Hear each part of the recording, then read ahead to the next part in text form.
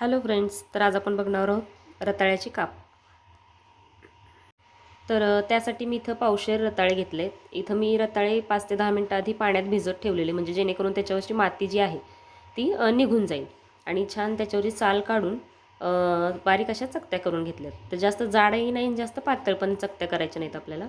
मग इथं 2 ते 3 चमचे मी साखर घेतली। साखर मला जास्त म्हणजे गोड नको होते चकत्या, त्याच्यामुळे मी 2 चमचे साखर घेतले आणि बदामाचे आणि काजूचे काप। इथं कढईमध्ये 1 चमचा तूप टाकायचे। तूप नसेल आवडत तर तेल टाकलं तरी चालेल आणि त्याच्यात आपण हे थोडंसं परतून घ्यायचं आहे, म्हणजे थोडंसं फक्त वर खाली करून घ्यायचं याला रताळ्याला।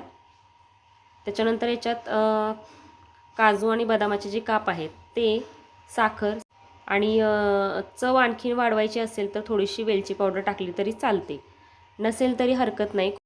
असेही खूप छान लागतात हे काप। आणि साखरेचं प्रमाण तुमच्या म्हणजे तुम्हाला जर गोड हवं असेल, तुम्हाला जर गोड आणि पाक थोडासा हवा असेल तर तुम्ही 4 ते 5 चमचे साखर इथे टाकू शकता। पण असेही छान लागतात आणि पाक केला तर ते खूपच छान लागतात पाकातले आणि मुलं खूप आवडीने खातात ते पाकातले। तर तसंही करून बघा आणि 2 ते 3 मिनिट वाफ द्या इथं।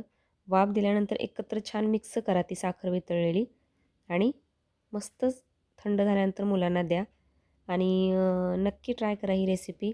उपवासालाही खूप छान म्हणजे असे रताळे खाल्ले जातात, मुलंही खूप छान आवडीने खातात। तर नक्की ट्राय करून बघा आणि ट्राय केल्यानंतर कशी झाली नक्की कमेंटमध्ये सांगा आणि चॅनलवर नवीन असाल तर सबस्क्राईब करायला विसरू नका।